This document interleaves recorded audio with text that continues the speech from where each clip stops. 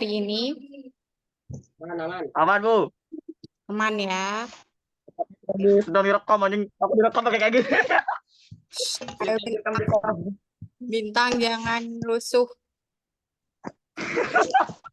Oke, Punya aku gak bisa di on cam, Bu.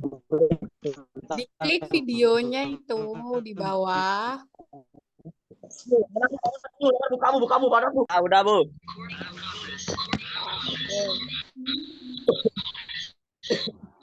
Oke. Wah, jangan deket-deket, jangan deket-deket, coba. Ayo Biarin. Reski, kameranya sama Namira, Dewi Sekar Arum sama Sultan diaktifkan. Aktif. Biasa.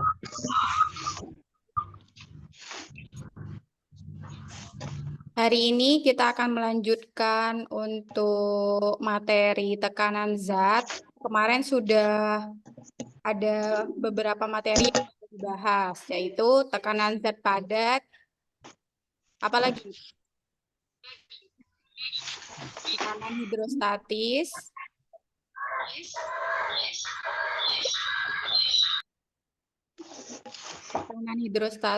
dan juga hukum Archimedes.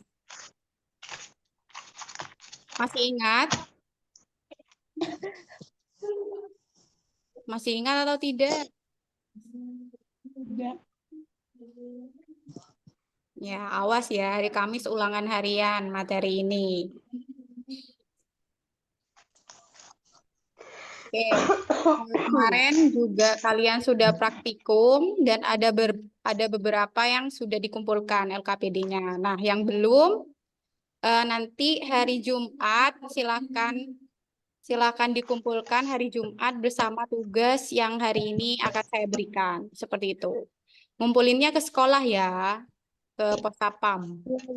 Tuh, hari Jumat maksimal jam 9.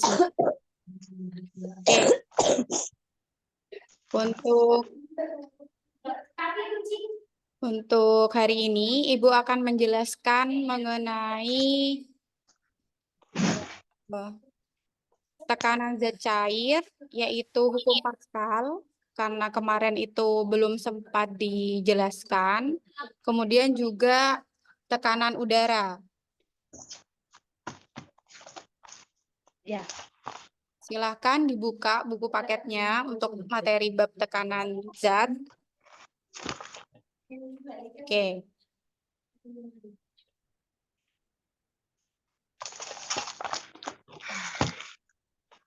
Apa sudah terlihat?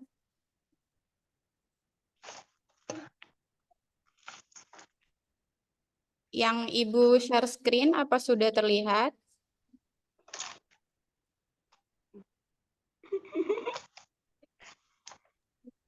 Sudah, Bu.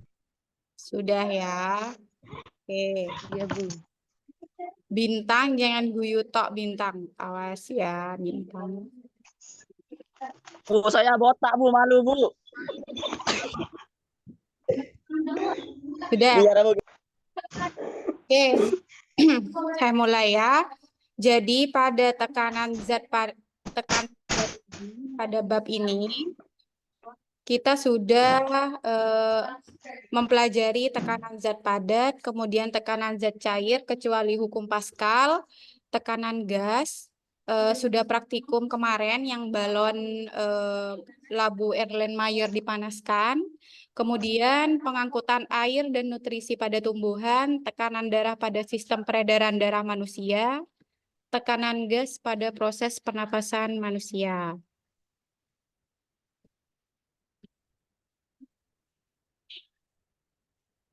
Kemudian Ibu langsung ke yang hukum Pascal. Kemarin ini sudah dijelaskan mengenai tekanan hidrostatis dan juga mengenai hukum Archimedes. Kemudian kita lanjut ke hukum Pascal.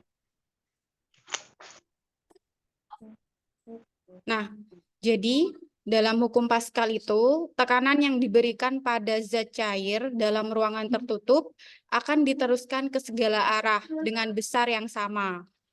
Kalau di buku paket, Ya, kalau di buku paket penerapannya itu pada pompa hidrolik. Pada gambar ini,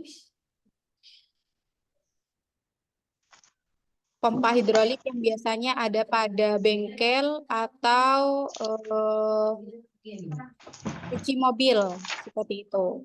Nah, di sini rumusnya itu ada P1 sama dengan P2, di mana ini ada tekanan pada ruang 1 dan juga tekanan pada ruang 2.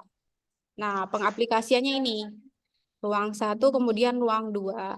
Nah, di sini akibat adanya gaya tekan pada F1, gaya tekan pada ruang 1, sehingga ada tekanan yang mendorong pada luas permukaan ruang 2. Sehingga di sini muncullah yang namanya gaya tekan pada ruang 2. Nah, pada pengaplikasiannya ini, ketika ini ditekan pada diberi tekanan F1, maka di sini akan terangkat mobil yang seberat ini dengan massa seberat ini tuh bisa terangkat dengan adanya penerapan dari hukum Pascal. Seperti itu. Kemudian untuk praktikumnya, sebenarnya kemarin mau praktikum tentang hukum Pascal, tapi karena waktunya tidak cukup, jadi Ibu akan memberikan video, menayangkan video mengenai gambaran dari hukum Pascal ini.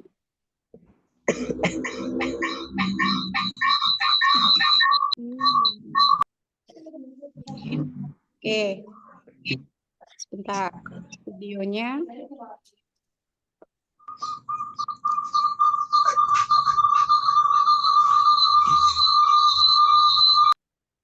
Makanya kamu tak.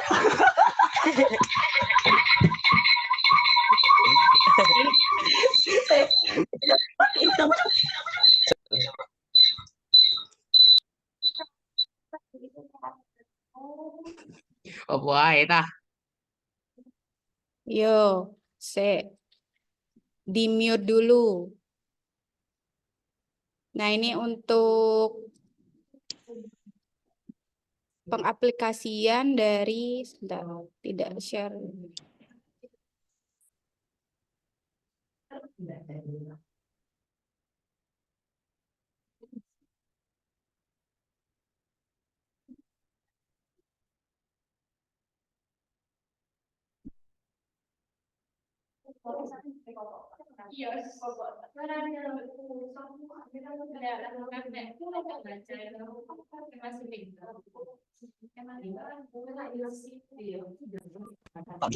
Sendiri biasanya dapat. Sobat Sabi pernah lihat yuk? Ini alat dan bahannya. Kita bikin yuk. Pertama, siapkan kardus dengan ukuran ini. Lalu buat balok dengan ukuran seperti yang aku buat ya. Hati-hati ya. Kedua, dengan ukuran ini. Tempel lagi deh setiap bagian yang ada.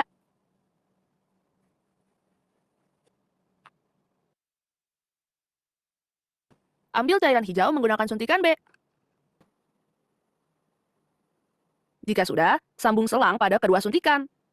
Selang ini berguna sebagai saluran untuk cairan hijau dari suntikan B ke suntikan A. Jangan sampai kendor. Jika suntikan B ditarik, maka suntikan A tempel kardus dan lakukan pada kedua lubang untuk meletak.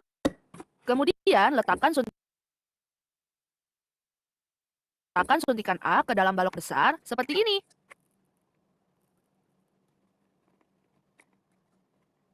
Nah, sekarang kita tinggal tempel kardus di bagian atas suntikan A dengan lem tembak. Nantinya ini berfungsi sebagai dasar mesin hidrolik. Tempel balok besar di atas alas yang sudah disiapkan sebelumnya. Lalu, tempel balok kecil di sebelah balok besar sebagai tatakan suntikan B, seperti yang aku lakukan. Kemudian, tempel suntikan B di atas tatakan sampai rekat ya, Sobat Sabi. Sekarang, mari kita coba. Tada! Jadi deh mesin hidrolik kita.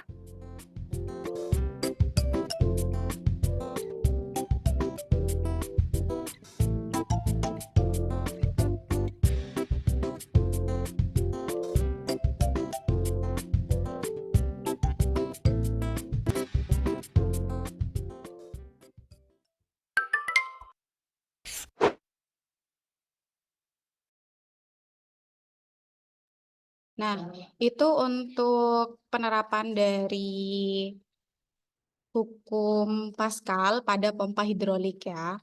Kemudian saya lanjut ke ini. Jadi untuk rumusnya, ini kan sudah ada tabung 1 dan juga tabung 2. Nah, di sini ada tekanan F1, kemudian ada juga F2.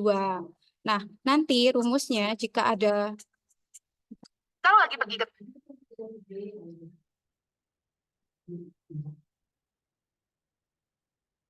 Oke.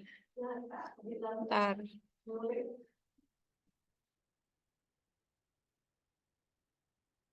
Tadi kan sudah dilihat video penerapan dari pompa hidrolik yang menerapkan hukum Pascal.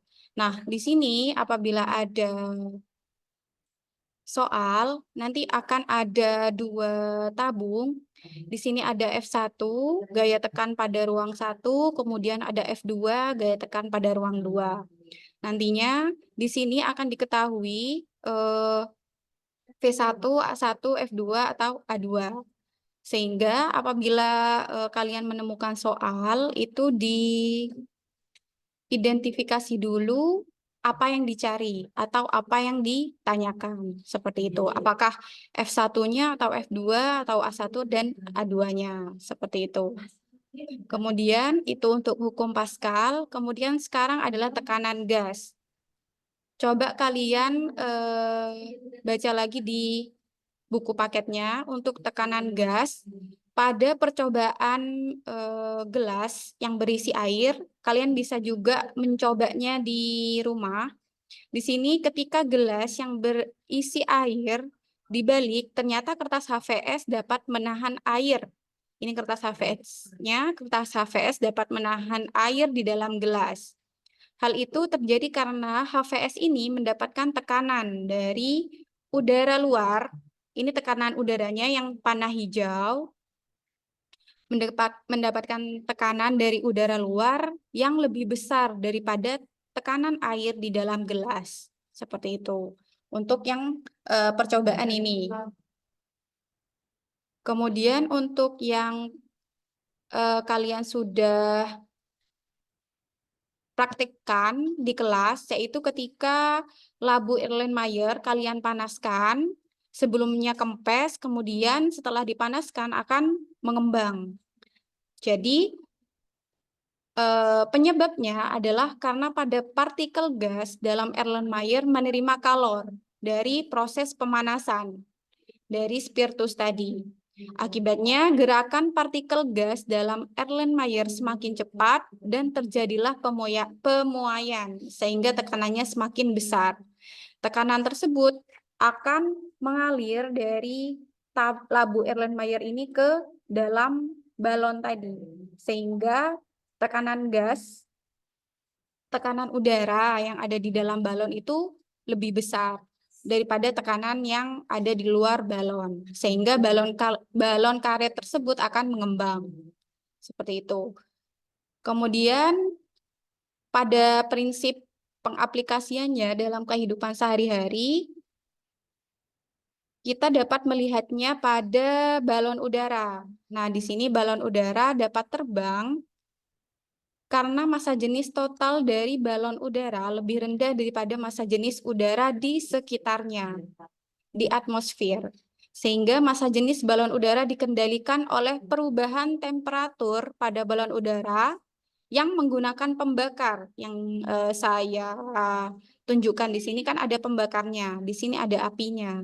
Ketika bara api dari pembakar memanaskan udara di dalam balon, maka berat balon menjadi lebih kecil dari gaya ke atas, sehingga balon akan bergerak ke atas. Seperti itu. Kemudian untuk aplikasi konsep tekanan zat pada makhluk hidup, ini materi terakhir. Bintang tak lagi jelasin ya tentang hukum Pascal. Ayo, enggak mendengarkan dari tadi. Sama Fatah, lagi sama Fatah ini.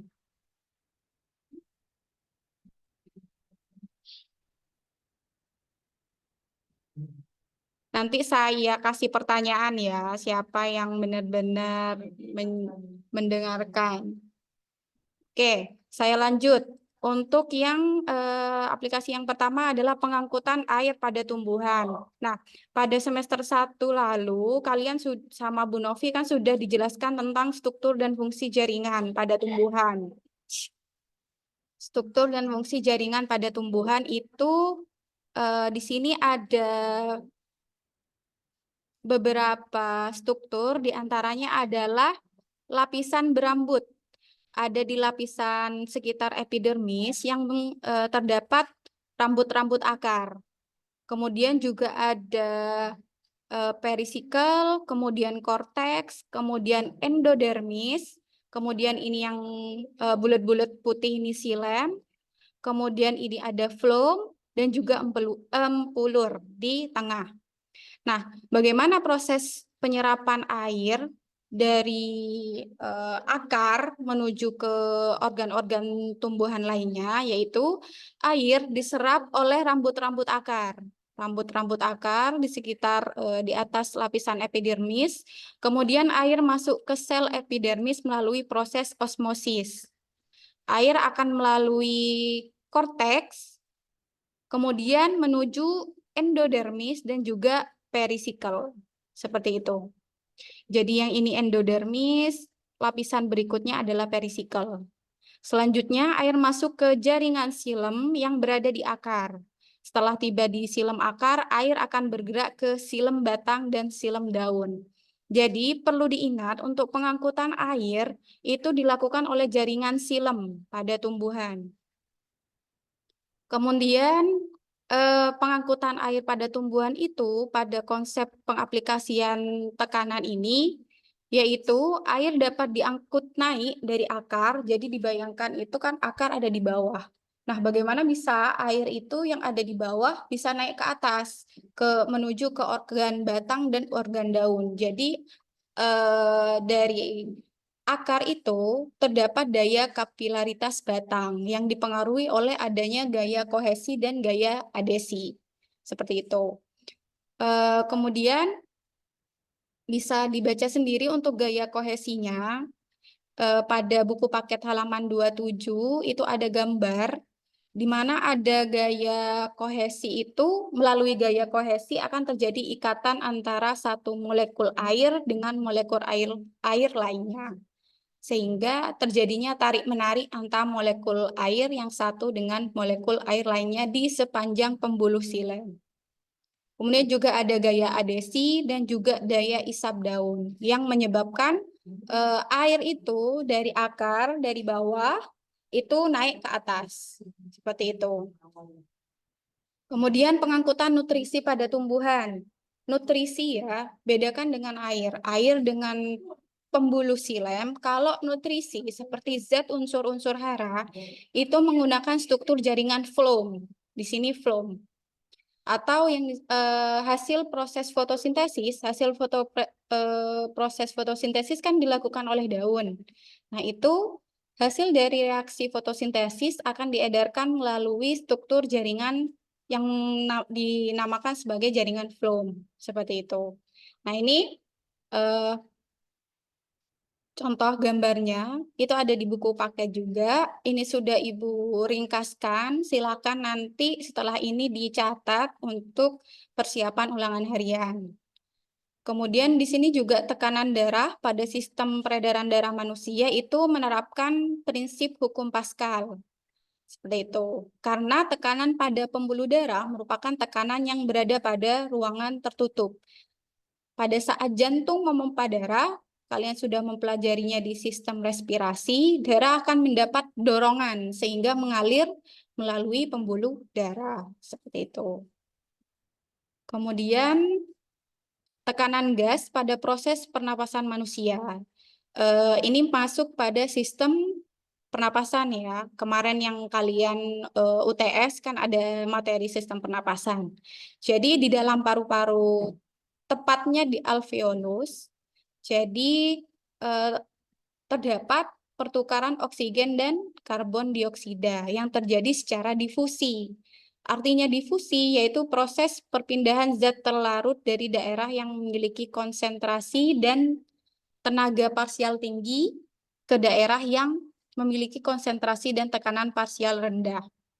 Ini waktunya nggak cukup ya, kurang 2 menit lagi. Oke, nggak apa-apa. Selanjutnya, silakan diamati difusi gas pada proses pernapasan dan sirkulasi. Itu halaman berapa? Saya lupa, pokoknya itu terakhir.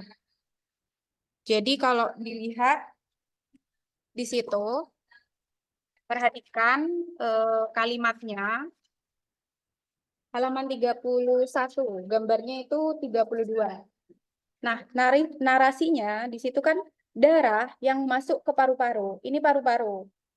Bisa dilihat ini ada kapiler alveolus. Kemudian ini ada jantung. Nah, di sini darah yang masuk ke paru-paru melalui arteri pulmonalis itu memiliki PO. PO di sini artinya tekanan parsial pada oksigen yang lebih rendah. Lihat di sini nilai PO-nya itu 40 mm Hg. Sementara untuk PCO-nya, PCO2 atau tekanan parsial dari karbon dioksida itu 45. Artinya PO lebih rendah dari PCO. Seperti itu. Setelah masuk ke paru-paru, nanti CO2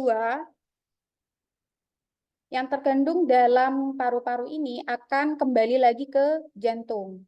Seperti itu. Nanti dari jantung akan dipompa kembali ke seluruh jaringan tubuh. Kapiler jaringan di sini. Jadi ini paru-paru, kapiler alveolus, kemudian ini jantung. Jadi difusi gas itu sangat berhubungan antara sistem respirasi dan sistem sirkulasi. Nah, di sini karena waktunya tidak cukup anak-anak untuk melakukan diskusi tanya jawab, silakan yang ingin bertanya di grup WA. Kemudian untuk tugasnya itu silakan kalian kerjakan uji kompetensi di buku paket halaman 38 sampai 40.